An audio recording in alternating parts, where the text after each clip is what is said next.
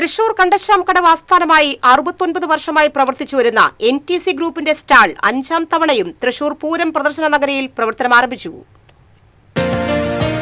കേരളത്തിലെ ധനകാര്യ മേഖലയിൽ സജീവമായി പ്രവർത്തിച്ചു വരുന്ന NTC ഗ്രൂപ്പ് തുടർച്ചയായി 5ാമത്തെ വർഷമാണ് തൃശൂർ പൂരം എക്സിബിഷനിൽ സ്റ്റാൾ ഒരുക്കുന്നത്. എക്സിബിഷൻ സെന്ററിലെ മെയിൻ വേദിയോട് ചേർന്ന് ആരംഭിച്ച stall KPCC general secretary Jose Valloor ഉദ്ഘാടനം ചെയ്തു.